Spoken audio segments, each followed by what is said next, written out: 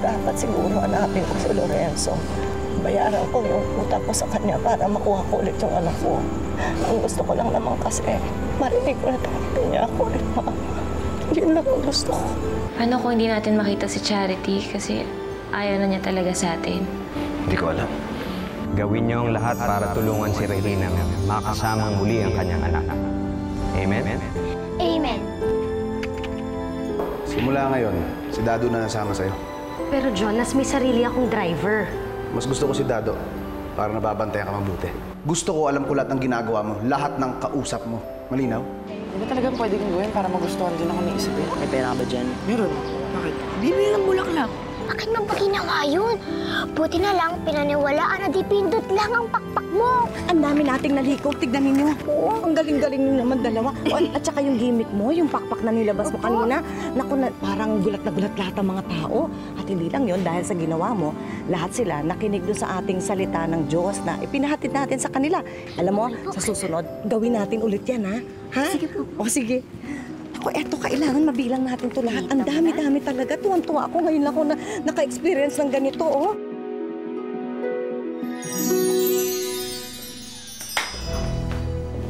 Tarantado ka! Bakit mo sinabi kay Melissa yung tungkol sa atin?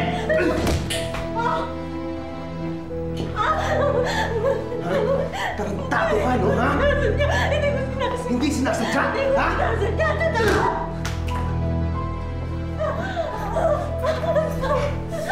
Alam ba kung anong ginawa mo sa amin ni Melissa, ha? Ha? Dapat sa'yo mamatay! Sorry! Sorry! Sorry! Sorry!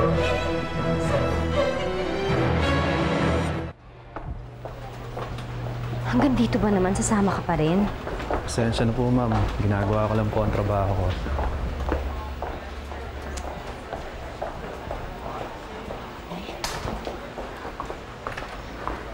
May bodyguard ka na ngayon? Kasi ang gusto ng magaling kong asawa. Bakit daw?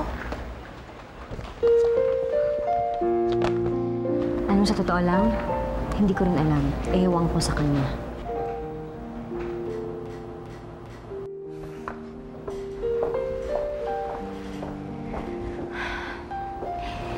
Hanggang CR, sasamahan mo pa rin ako?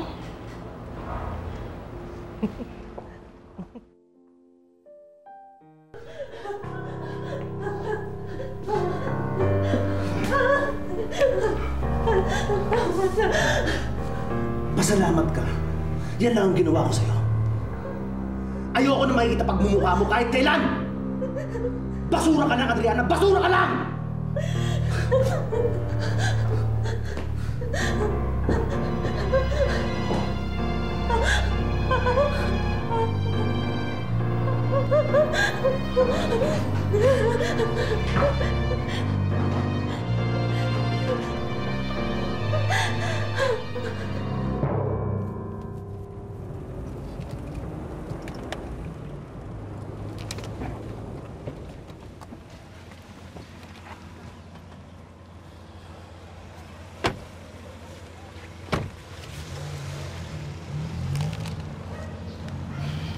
Tol, sa tingin mo ba talaga magugustuhan ni Isabel tong mga flowers? Nakita mo naman yung mga babae sa school, di ba? Tuwan-tuwa sila pag binigyan sila ng bulaklak. Eh, parang kasi ang baday. Wala namang mawawala kung susubukan mo, di ba? Dali. Ay, dito siya nakatira, si Isabel. Dito siya nakatira. Kaya lang wala pa siya. Ganitong oras siguro dadating yung galing pa sa eskwela.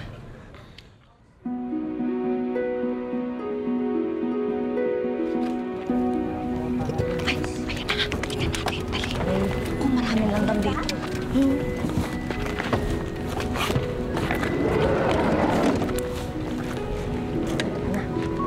Ayaw. Oo, sige. Ayun siya. Naman. Pumunta ko sa yung assignment ko. Eh, mamaya mo na gawin yan. Baka naman madapa ka. Halo! Nakita mo? Yun yung anak ko. Sige na, gawin natin to.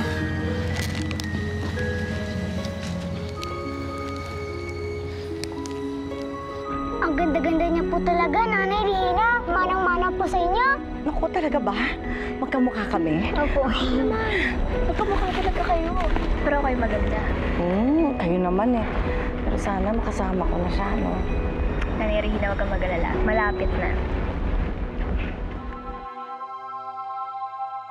Alam mo, palagay ko, umalis na tayo. Kasi baka makita tayo ni Lorenzo tsaka ni Carmen. Mahirap na. Opo, tama. Halika na, halika na. Halika muna. Tignan natin. Halika. Bilisan mo, bilisan mo. Bilisan mo, dali. Doorbell ka naman. Ano ba titignan naman dyan? Parang pamilya yung babaeng yan eh. Di ba si Charity yun? Charity? Hindi, no. Ikaw talaga, puro na lang Charity, kaya kung ano nakita mo eh. Tara na, tara na. Sige na.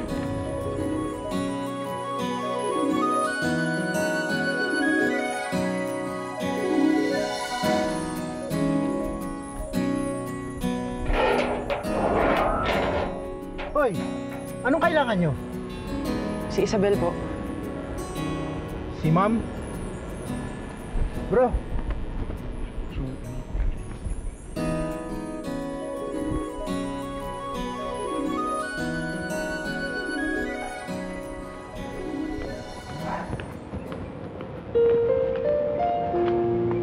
Isabel, Aaron, anong ginagawa mo dito? Oh, hi, Cutie Pie. Ano ang ginagawa mo dito? gusto ko lang sana ibigay ito sa'yo. Oh, wow! In fairness, ang sweet niya. Ito. Salamat. Pero kailangan nyo na umalis. Eh, di ba tayo pwede mag-usap kahit sandali lang? Andun kasi yung daddy ko sa loob eh. Kailangan nyo talaga umalis. Pero, sige na. tara na. Sige, bye, Cutie Pie. Cutie Pie too, bye-bye. Hindi ka na. Uy, ito talaga. Ang sweet na, in fairness. Ang sweet yun. Oo. Bango.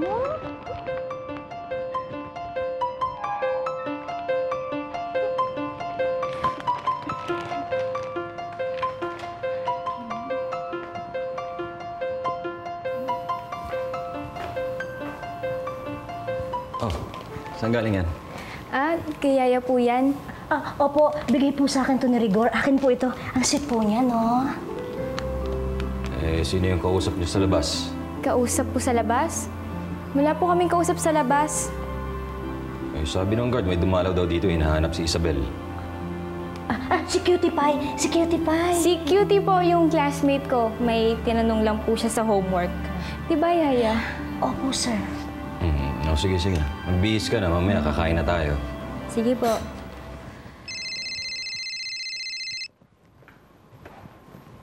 Hello?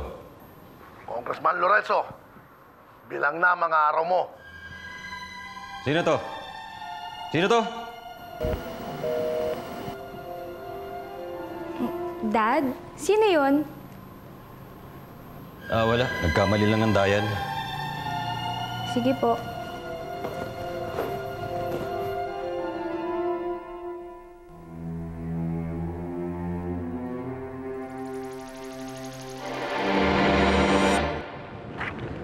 Tama ba itong gagawin ko?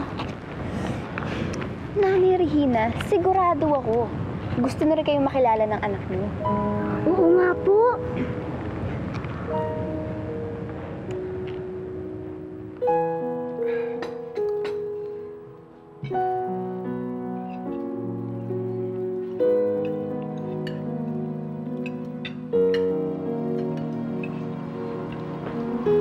Sir, may naghahanap po sa inyo sa labas.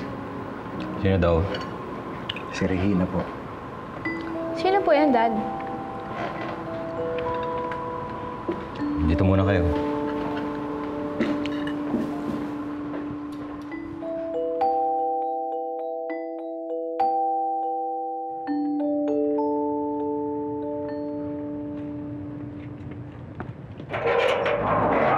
Anong ginagawa mo dito? Di ba sinabi ko sa'yo huwag ka nang babalik dito? Lorenzo, nagpunta ako dito para bawiin ang anak ko. Ano? Narinig mo ako, di ba? O, ayan. Ayan ang pera. Kompleto yan. Binabalik ko na sa'yo, kaya ibalik mo na rin yung anak ko sa akin. Nagbibiro ka ba? Ano akala mo? Tinutubos mo, tuta? Akala mo ganun lang kadali yun? Hindi mo pwedeng kunin sa amin si Isabel. Renzo, kailangan makuha ko na yung anak ko. Kailangan magsama na kami. Rigor, paalisin ang mga to. Nakikiusap naman ako sa'yo. Binabalik ko naman yung pera. Sige na. Hindi, Alis Lorenzo. na kayo. Lorenzo, Alis na kayo. nagmamakawa ako sa'yo. Sige na. Sige na. Balik ko na sa akin, Isabel. Sige na naman. Sige na. Hindi ka na. Yun lang ang pangarap ko sa buhay ko. Yung makasama. Sige na. Alis na kayo. Oo, sandali! Lorenzo! Nay. Rina, hindi ka na.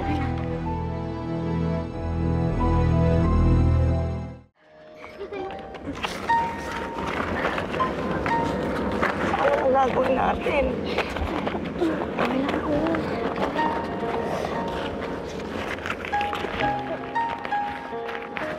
Binabayaran ko naman siya, binabalik ko yung pera. Tapos ayaw ibalik yung anak ko. Pagkain na lang natin.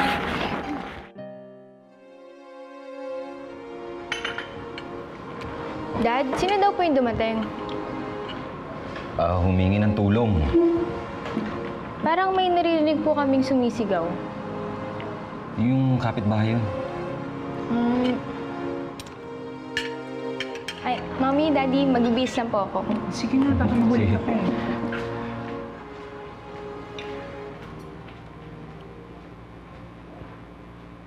Iwan niyo muna kami.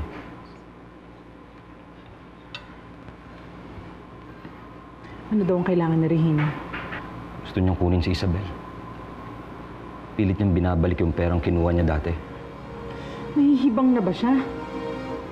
Hindi ako papayag, Lorenzo. Hindi ako papayag na bawiin niya sa atin si Isabel. Bakit? Ako ba papayag na kunin niya sa atin si Isabel? Anong gagawin natin?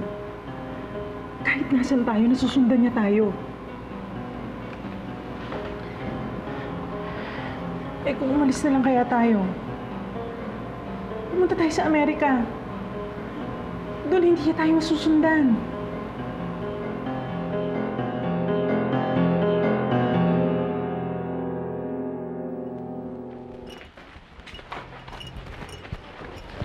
Muna na ako. Salamat po. Sir. Anong ginagawa niyo dito? Ano po kasi, sir, may sasabihin sana kami pero huwag kayong mabibigla ah. Ano nga yun? Sir, promise huwag po kayong mabibigla. Ano nga yun? Dito, ikaw na magsabi. Sir, may nahanap po silang bangkay dun sa may ilog. Nag-match po sa description ni Charity.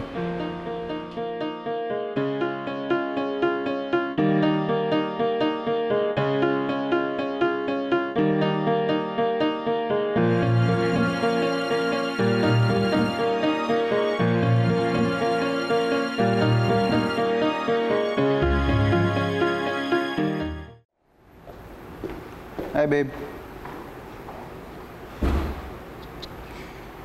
Hanggang kailan ba bubuntot sa akin si Dado? Jonas, daig ko po yung bata. Kahit saan ako magpunta, lagi may nakasunod sa akin. Hanggat gusto ko. Dado. Boss, anong ginawa niyo? Lagi lang kami sa opisina at bahay, boss. Gusto ko alam ko lahat ng pinupuntahan ni Melissa. Huwag mo siyang aalisin sa paningin mo. Opo, boss. Ako na mag-akit ka. Sige pa.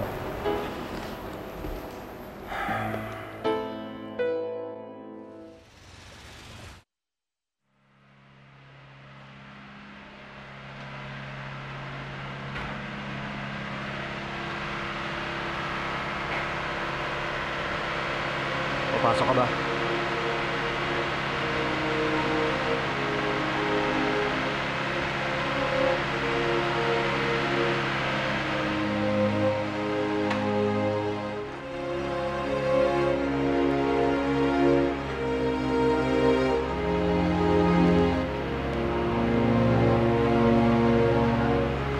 Medyo sira-sira yung mukha niya dahil ilang araw na siya nakalublob sa tubig.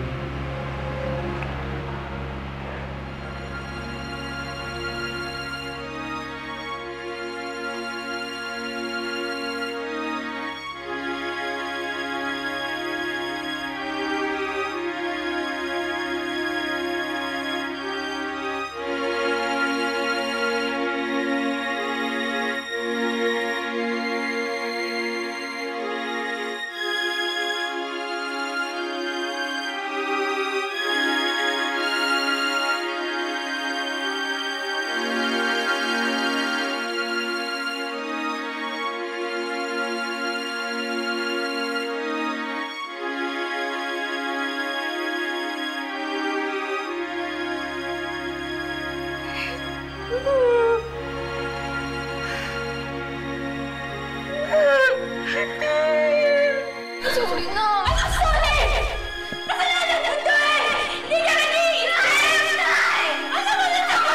Sorry na na! Tumigil ka! Ano naman tumigil ka? Ikaw ba na maginawa sa akin to? Ano ginagawa sa akin to? Kasalanan mo to eh! Hindi ka nag-iisip! Lumabas ka na! Lumabas ka! Gumagula ako nakita mo ka!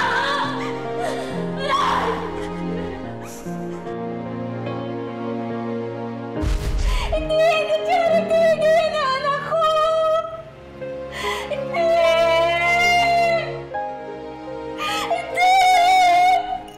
Hindi! Hindi!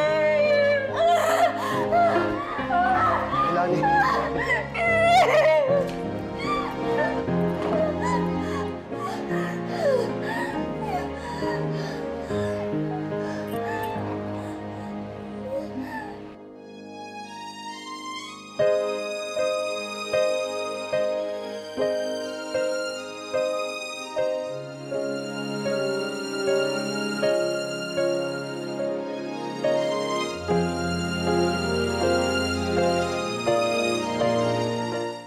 Sir, ma-identify niyo ba kung yung bangkay? Parang ganyan yung damit ni Charity. Pero hindi naman ibig sabihin nun na siya yan. Pero sir, kung positive nga kayo na damit niya yan, Hindi naman si Charity may ganyang klaseng damit dito sa Maynila, di ba? hindi nga sir. Pa-DNA test niyo yung bangkay para pasiguro tayo. Si Charity! Ma'am Leilani, relax lang po kayo. Hindi si Charity! Ano nangyari sa inyo?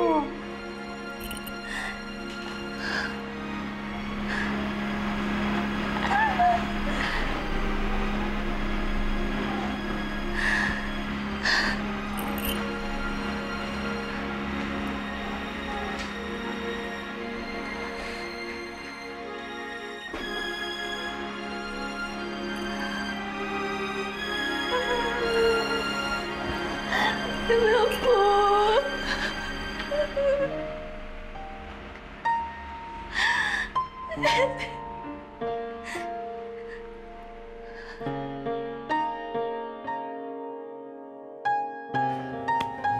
Papakuha na ako ng ticket sa travel agent.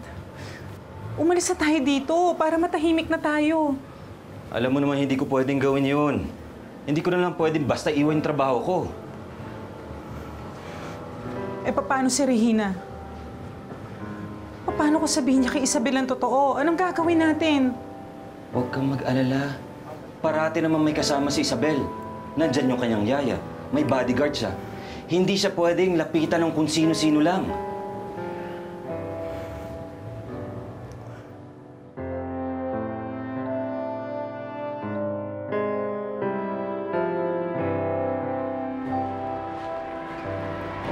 Sir, papaayos ko na yung request para sa DNA test.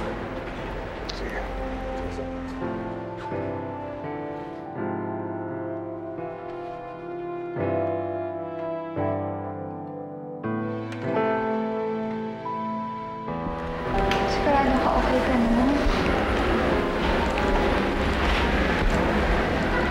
Arman.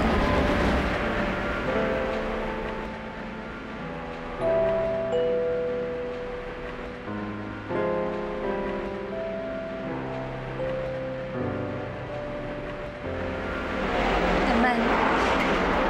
Paano kung si Charity nga yun?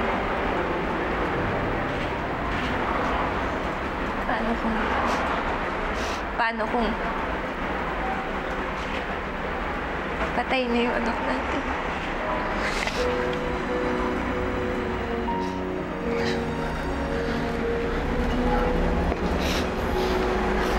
Magdasal na lang tayo na hindi si Charity.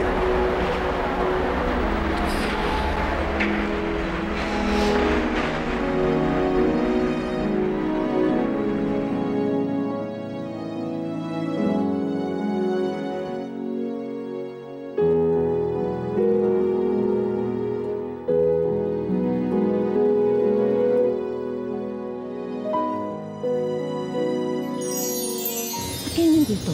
Mga kaibigan kasi kami ng nanay mo eh. Wala namang masama kung mag-uusap kayo, di ba? Tara na. Bakit ba kailangan ikaw mag-asikaso ng libing? Di pa naman tayo nakakasiguro na si Charity yun, ah. Kung ikaw magulang ng bata, papayag ka ba na hindi maayos ang libing ng anak mo?